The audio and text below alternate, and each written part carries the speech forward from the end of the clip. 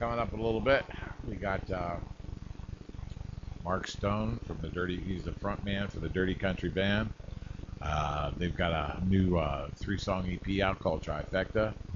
Looks pretty good, sounds pretty good. We're gonna play a couple of cuts off of that. Talk to Mark, see how he got started and whatever like that. You're listening to WLIBR, Internet Radio the way it should be.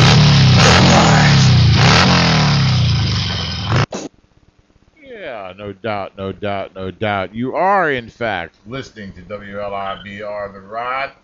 And as we had noted to you a little bit earlier on, we got a very special guest on the studio line. So, because the last time I said somebody was in the studio, somebody called the damn cops on me because there was apparently a warrant out for my guest's arrest, which goes to prove we get some rather interesting people on this show. But anyway, without further ado, ladies and gentlemen, Mr. Mark Stone from the Dirty Country Band. Mark, how are ya? I'm doing great, man. And I don't have any warrants current out for my arrest that I'm aware of. I think we're going to be okay on that one. Oh, good. That's great, because, like, it's a real drag having somebody threaten you with the cops over the phone. I can imagine that's a little difficult. So tell me, man, I'm sitting here looking at your short version bio, and I kind of like this, man.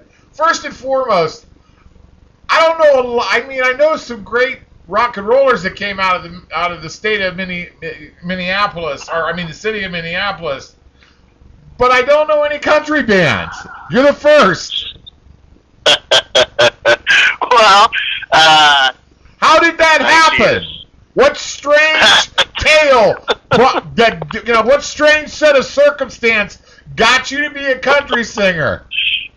I guess my love for it. I grew up out in Delano, which is west of the cities. That's where I'm back to again, you know. I think the one time I talked to you, I was down in Texas, because I spent some time down there, too, about a year or so.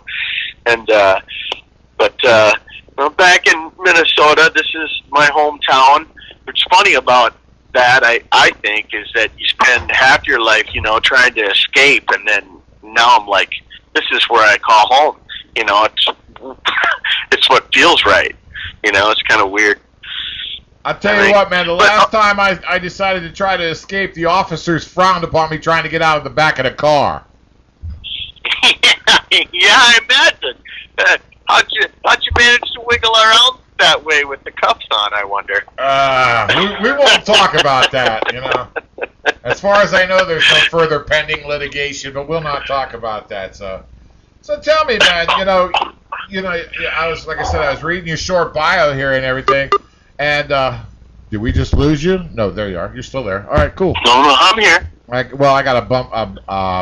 Running through a phone line every once in a while. I turn off all the sounds, but unfortunately, there's a call waiting for you. Comes through. I don't know why, you know, but it's how an LG phone works. So you know, like I said, I was reading this thing, and you know, you're right about that, man. It was a lot weirder back in the day, you know, growing up with a single mom and everything. So, you know, how do you feel? And not too personal, but how much do you feel that affected how you decided to ebb and flow with your music and stuff? I think it had a huge impact on me. Music was the thing that I could escape to, you know. It was the thing that I could, and it was the place I felt most comfortable. I always felt awkward everywhere else, you know, kind of like out of place, like I didn't belong there. You know, and when I had a guitar in my hand or when I was singing with folks or whatever, I always felt more comfortable. It's exactly the opposite, I think, how most people feel about it. Like my wife, I try to coax her every now and again, you know, to sing with me and stuff. And she's kind of started doing it a little bit, but she was super reluctant to do it in front of anybody. And she's still like, if the bar's kind of packed and we kind of talked about it ahead of time, she'll kind of back out of it gracefully. You know what I mean? You know, because she's shy. You know, that's how most people are. You get in front of a bunch of people and it's like, you know, they feel awkward and they feel weird and it feels wrong. And exactly the opposite thing. You know, I get on a stage and I got a guitar or a microphone in my hand. I'm doing pretty good. I feel like that's where I belong. So, you know, the single mom thing, totally. Like, you know, while other kids were running around and this and that, we moved so many times that I, like, you know, it was like I stopped meeting friends, you know, because it's like you're just going to have to detach from them in, you know, 3 to 6 months anyway. So, you know, which is, I don't mean that in a woe is me kind of way. I just mean that kind of, that's how it seemed to work, you know. So, you find other friends, and like music was my friend too, you know. It was the place I could escape to, and I felt the most comfortable, and I felt like I belonged there. So I think it had a huge impact on how music manifested for me, period, I think. Yeah, you know? I can understand that, man. You know, like, it's kind of odd, man. My old man got remarried like every 3 or 4 years as I was growing up, you know. So, like, they used to say about me, I was so gregarious and outgoing, you know, you could park me in front of a cactus and I'd find a way to have a conversation with it, which probably explains, you know, I did 25 years working in the legislative arena, you know, as a legislative agent or as a lobbyist. So learning how to talk, you know, you got to talk. You have to be able to talk because you got to testify. You got to go meet senators and congressmen. So you find that outlet that lends to the expression of what you want to do, or what's, you know, like what's down in your soul. You know, that seems to be fairly common. There's always some type of connection very similar to that. You know, either kind of an odd little childhood, or, you know, just the basic love of something that spurs you on past the, you know, you're open and outgoing. And you're right. A lot of people get very nervous talking in front of a mic. But, you know, you and I, we ain't one of them. No. Right on. Yeah. I totally hear that. Yeah. That's exactly right. 100%. So you started out, you got a guitar when you're a guitar. You can tell where the hell I come from. You got your guitar very early on. Self-taught, or did you take lessons, or what, man? No, I have never taken a guitar lesson in my life. I've given some, but I've never taken one ever. Voice lessons, that's a different story. I gravitated to the voice quicker because it was a lot easier for me. Instrumentation, like, I played a lot of instruments, like, growing up, mostly like what was available, and the guitar wasn't necessarily readily available, like, right away. That took a little while, especially the electric guitar. You know, it'd be like, I think it's probably the equivalent of like somebody wanting to be a drummer and then trying to tell your mom you're living with your single mom and you're lucky to get a bedroom, and then I want drums. I want an electric guitar. I'm sure, I'm sure she's thinking like, oh my God, I can barely put up with you, let alone that. You get that. What will the neighbors think when you're banging on the drums or wailing on an electric guitar? What do I care, Mom? I just want them, you know. Right. So that took a little longer, you know. So I think actually my first instrument was probably keyboards, which is ironic because I suck at it. I really do. I really do suck at playing keyboards. But also, in my defense, as soon as I could get rid of the keyboards and go to acoustic guitar, that's what I did, you know. And then band, in the little Delano High School band, like, the high school owned all the instruments, and we had such a small band that sometimes there were key instruments that the band director wanted to have in the song, but there wasn't a player for it, a position that, you know. So through my high school band experience, I played pretty much everything but flute and clarinet. because there was always flute and clarinet players. That's what most of the girls wanted to play, was flute or clarinet, right? So, at least in my high school, maybe it's different now, I'm sure. I'm probably dating myself, but what am I saying? They don't even play instruments anywhere. Anyway, I'm kidding. I jest. But you know what I mean? So, like, I played literally almost everything but clarinet and flute in my high school band. And, you know, just because it was available. There's still a few instruments that, like, you know, I'd like to get my hands on and experiment. Like, I still haven't found a good pedal steel that but when I do, I'm latching onto that thing. I think that's something I'd like to experiment with. I've had cats, you know, come in and do sessions on some of my songs because I love that instrument. Yeah, pedal steel's got a wicked cool sound. Yeah. And those cats, man, those cats that are really good at it, they're like, they're crazy good, and they're like, you know, and obviously in high demand via everybody that's in, like, the country genre, because that's, I mean, it's one of the, you know, most detailed. It's like, you hear steel guitar, and that's a country song. You know what I mean? It doesn't even matter if it's like, I'm gonna make a harder one with pedal steel in it, just so people go, what? You know, like who's that?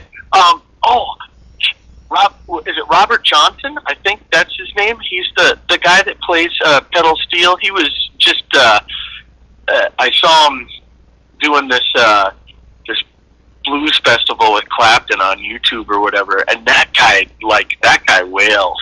You know, it's like having a pedal steel player along with Jimi Hendrix, all in, you know, sitting down, like, you know. Yeah, that you would be you cool. look at that sometimes, and you're like, you know, it floors you. There used to be, I can't remember the name of the damn band, but there was a rock band that had a steel player with them on a regular basis just because of the spooky sounds you could get out of it. Oh yeah. We'll definitely be doing some more of that stuff for sure. For the next one, which for the next one titled yet. So you've got what, 2 previous ones to this new one you got, right? Well, yes, and there's actually there's a fan album too. Like, if people just go to my website, you know, the marksstonemn.com. If they go to the website, the first thing they're greeted by is something that the welcome gate, which says, you know, if you give us your email, we'll give you a free download. You know, and that's kind of our fan EP. So we don't count that one, although it's there. It's mostly songs that ended up on other things, and most of it, there's 5 songs on it, and 4 of them are acoustic versions of songs. But it's a nice contrast to have that stuff out there, I think, and the fans seem to like it, so we're gonna keep doing that. But yeah, the first one was the self-titled debut, Mark Stone and the Dirty Country Band, which is ironic because there was no band. It was mostly me, but I wanted it to be a band. So I kind of, when I named it, I threw it out there, and that was mostly the goal for the first EP was mostly to try to attract musicians that felt the same way about that music as I do and wanted to play it, you know. And then the second one was the sequel, which is a full-length album, and I think that's when you and I talked about that at one time. I'm I think that positive. we chatted about that one on our first interview a while back. There we go. I get a little foggy sometimes. You know how it is, right?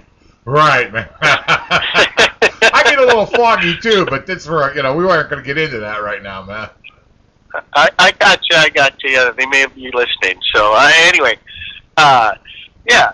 So the People was recorded mostly in Texas, and then I ended up finishing it back up here in Minnesota.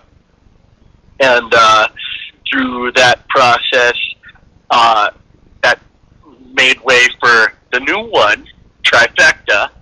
And Trifecta, I've got two Minnesotans with me on the recording. We got Johnny Strutt on the drums and Todd Jameson on the bass guitar, and so that was totally cool. It was a different experience because like the previous stuff. Well, one, I did out mostly myself with a couple of friends and came in and helped on tracks, so it wasn't like really live. The second one was more, we played it in the studio. One of the guys actually who was living in Texas was from Princeton, Minnesota. We just didn't meet until I moved to Texas too, but I knew of him and got hooked up to do the sessions. And then Ken Thurman was the drummer from Texas. He's actually a orchestra teacher at in Gideon, Texas, which is like just outside of LaGrunge. Please, no ZZ Top references, man. I hear about it all the time because of my beard.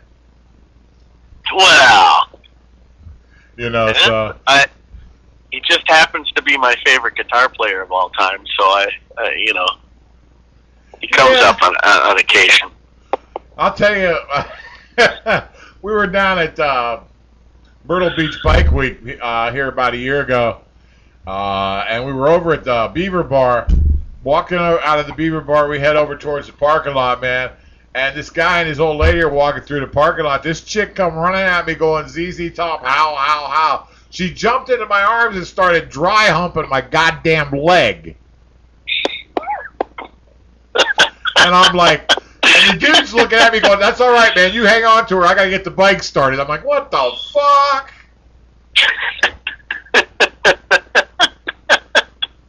Oh, man. That's pretty good stuff. No doubt. Anyway, let's.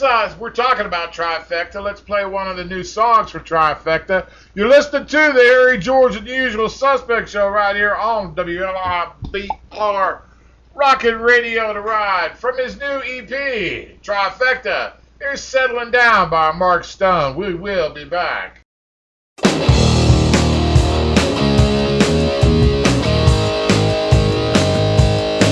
Seems like all my rowdy friends finally settled down. That's probably why I bugged like hell when you came around. You wanted to get me to church and tattoo me with a wedding ring. I see what that does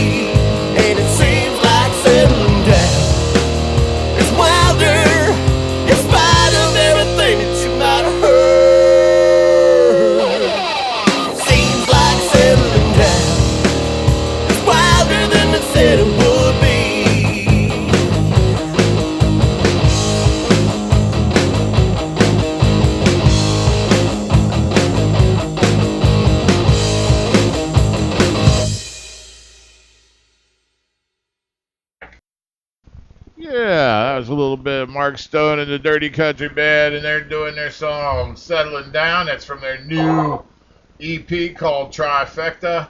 Why Trifecta, Mark? Well, it was kind of a numbers game, kind of a numberish sort of theme. We started with the original, self-titled debut, which has no number, but obviously it's the first one, and then the sequel, which is the second release that we did, and then Trifecta. That's the third one, we're throwing out there. So that and it, Trifecta, like the origins of the word, are from like the horse racing, is kind of where it stems from, or is used, or most popular, I guess, because it's had other uses, but that's probably, the contemporary most popular use of the word. And I also thought it was cool because with the new band, it's just three guys. That's how we go out and play the clubs. It's just us three guys. So I thought that was kind of cool too. It kind of all tied in together and seemed to work, fit. I was going to say, that's probably a better bet because, man, I ain't never, speaking of betting, I ain't never hit a trifecta over at the OTB, man. I'm telling you right now. It's like, them freaking fucking horses will die before they'll win for me, man, Well, and you and I'm sure a lot of other folks. So, I mean, it's a big deal when, the one of those racehorses does the trifecta, or takes the triple crown, or does, because it's a big deal. So yeah, when you do win and keep trying, I mean, you can't win if you don't try, right? So I've heard that. Yeah. Yeah. I'm not sure it's true, but I have heard it, man. So you might as well give it a shot, man, Yeah, the most that can happen is they'll come and take you away and put you in a padded room for a while. Is there beer? Unfortunately, no, but there are narcotics, so, there are trade-offs, man. Okay. All right. I mean, I like everybody else, enjoy a good, strong craft brewed beer, but Thorazine's got beer beat to 3 ways to Sunday, dude. Yeah. Well, yeah. Everybody's got their favorites, I mean, and can't knock until you try them, right? So absolutely. I've got a listener who says to ask you, have you ever thought about trying different genres of music, or is country like just where you want to be at? Well, that's it's an interesting question. If you listen to the sequel, because there's more tracks on that, it kind of spans from what most people think of as traditional old school country sounds to Mudder Trucker, which is pretty heavy. They play that particular song on metal stations, and yet we call ourselves a country band. So I'm sure that's going to piss a few people off, because so a lot of folks don't like their stuff mixed. They want it straight up. They don't want it on the rocks. They don't want it any different, and that's cool for them. But to answer that question more directly, I guess I'm doing exactly what I want to do, and I'm going from the more old school traditional stuff that I really love to stuff that's heavier than most people would ever think country would do, unless of course you're familiar with Hank Williams III and the Rebel Meets Rebel album. I'm well acquainted with Hank Williams III, man, honest to God. But I mean, I know what you're talking about, because you consider, You got everything from Chris Stapleton, which is as traditional as country gets, as far as I consider. And then you got people like the Texas Hippie Coalition or Colt Ford. Yep. The Texas Hippie Coalition is sort of metal country, and Colt is what they call that country hip hop, or hick hop as they call it. So I mean, country, like everything else, has its nuances and niches. So sure. As much as people don't want to, that genre to, I mean, if you think about it, rock music kind of did the same thing. I mean, it was mostly like 70s rock stuff, and then even 70s rock stuff kind of spurred its way into, I mean, if it wasn't for that, you wouldn't have metal, you wouldn't have hard rock, you wouldn't have classic rock, you wouldn't have acid rock, you wouldn't have, you know what I'm saying here, right? Oh, yeah, man, absolutely. Eric, I mean, you consider, like I said, and you're absolutely correct. Like anything else, if you're looking to find, people, this is the definitive outlaw country, or this is the definitive classic country. While I understand what they're trying to say, I don't agree that those are absolutes, because I think what you call country is what appeals to you in that genre. Yeah. And there's a large group of country folks that are very they're very traditional country folks, and they don't want to really hear or accept anything beyond that. Which, there's always those types of people, if you think about it. That we're just talking about it in reference to music now. But there are also people that yeah, man, give me the variety in the country music, and people. I guess if I have super fans, let's say, that group of people for me are the people that like the fact that I will play the spectrum, that I'll go from one people's extreme of traditional to the next extreme, which would be very non-traditional, and very hard and heavy, and Absolutely, man, absolutely. Well, I'll tell you what. Let's give them another little bit of a taste. Hey, you're listening to Harry George and the Usual Suspect Show with our special guest, Matt Stone from the Dirty Country Band. Here's a little something off his new album, Trifecta. Well, new EP, Trifecta, called Kicking Up Dust.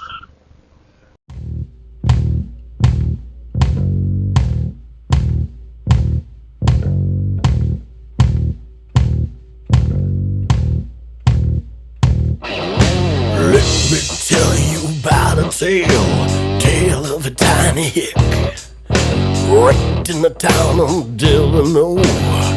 Was a hell of a trip. This guitar's taking me to places people never see. I'm a working man, wanna be a fight inside of me. When the weekend comes, it's time for us to be kicking up dust.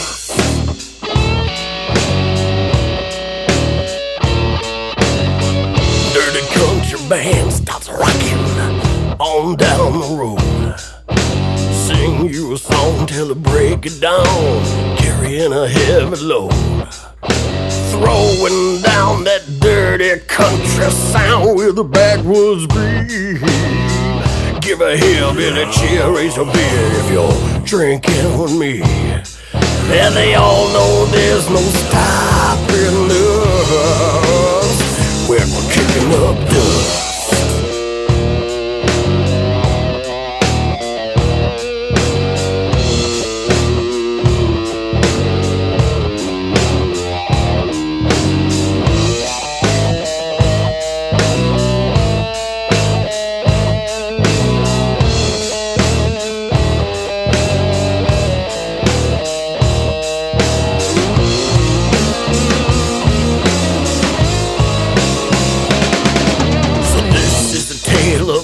Town kid, and I'm singing this song.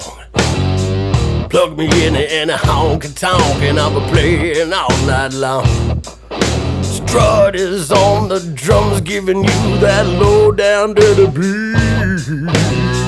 DJ Mo drops the bass that makes you wanna move your feet. And we'll be playing all the songs you love while we're kicking up dust. Kicking up dust. Yeah, we're kicking up dust. We'll be kicking up dust.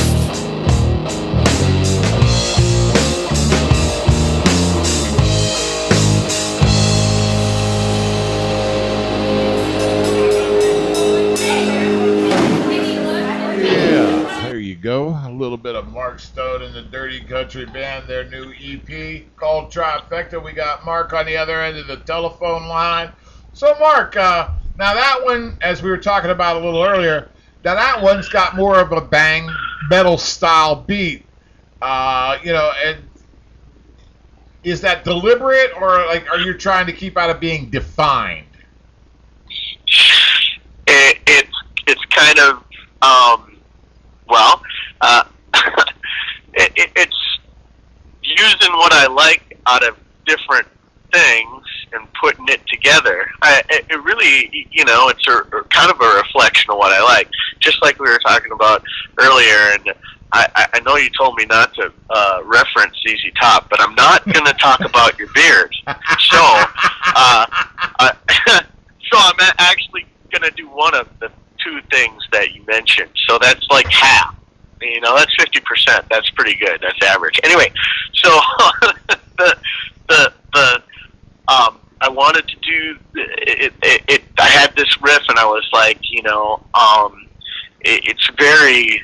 Billy Gibbons is my favorite guitar player. The guitar player is ZZ Top, and like it's very, very ZZ Top-ish, and I don't want to stop there with it.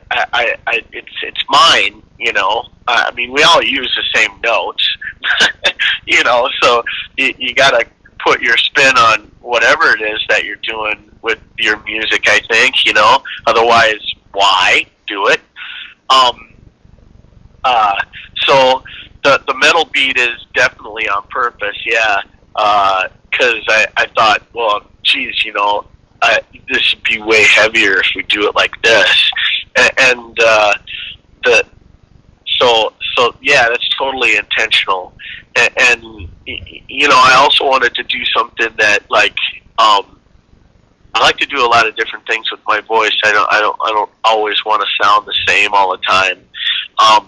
I think that one of the things that the big labels I think pushed on artists was to try to sound alike so that you could be identified like that, which I totally understand, but like, because I kind of grew up, or cut my chops doing covers, I kind of learned some different things about my voice. Well, I'm being a vocal instructor, that I could do, some different things with my voice, and a lot of different things with my voice, and I still like to do every once in a while. I got a couple of studio cats in town that call me up for voiceover work, which is really fun. But when you can do a lot of different things with your voice and do characters type things, I like to use it all, and I hadn't really done anything low, like in my lower register, so I thought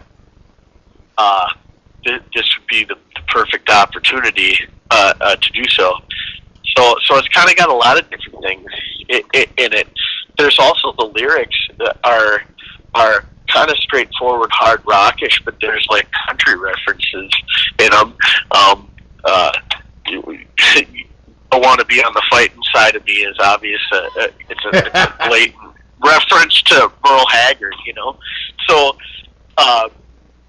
there's it's me. So I guess it's those things wrapped up into one deal, Absolutely. So anyway, man, where can all of our listeners download your newest EP? Trifecta app, man, and where can they check your stuff out and all of that fun stuff like that? Easiest place ever is markstoneman.com. that's markstoneandmen.com. You know, and yeah, you know, because they when they go to the website, if they leave us their email, they'll get our emailer and our free EP. You know, and then they can, or they can choose not to do that. Just push the no thanks, and right there we've got the music store has all of our downloads from the self-titled debut to debut.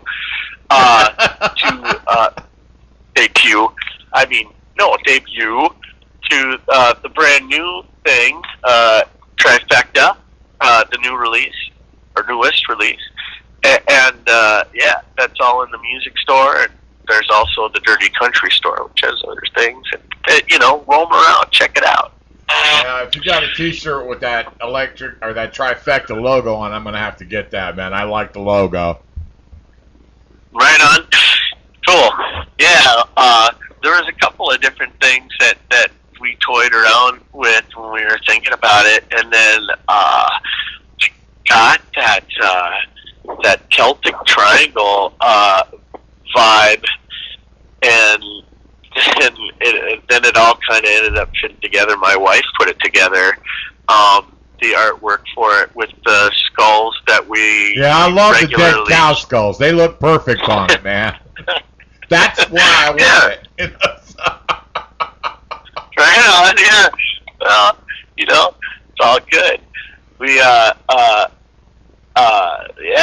we always use those in our logo, and normally, you know, the logo has the 3 X's, which is kind of, you know, the dirty. So you get the dirty and the country, and there you go. Absolutely cool. Absolutely cool. Well, Mark, man, I want to thank you for stopping by, sharing your new EP with our listeners, man.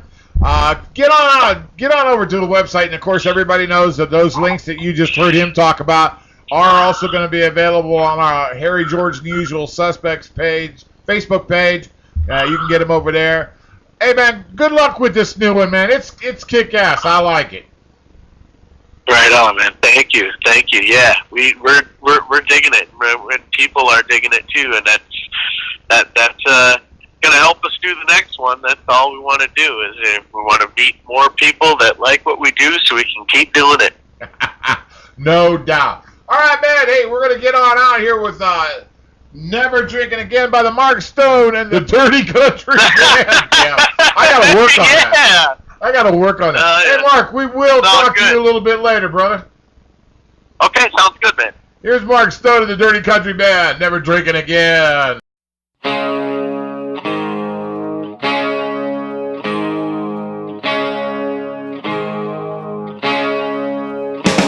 pop 4 ibuprofen, my head like a jackhammer's pounding. Wipe the crust from my eyes and light up the morning in smoke. Ain't crawling back to that mangy old dog that bit me. Can't teach an old dog new tricks, but I thought you should know. I'm never drinking again. Gotta say goodbye, old friend. You know my history, 'cause you've been right there with me, but I'm never drinking again. Monday morning usually sucks, and working's no picnic. It's a thankless job most of the time, even well done. The guys are meeting up at the bar after shift for a couple. So you might get a call asking why you're just driving by. I'm never drinking again.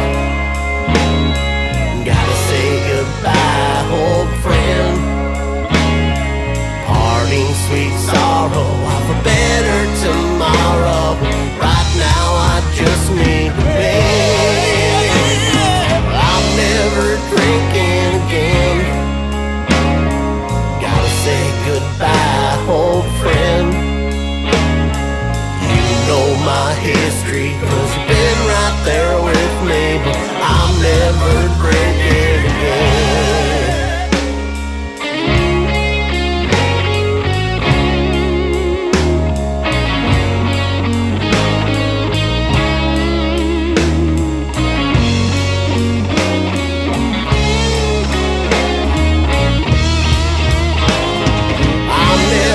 Drinking again. Gotta say goodbye, old friend. Parting sweet sorrow, better tomorrow. Right now I just need to live. I'm never drinking again. Gotta say goodbye, old friend. You know my history, 'cause you've been right there with me, but I'm never drinking. I thought about drinking again. It's so hard to say goodbye to an old friend. You've always been with me. I thought you'd miss me.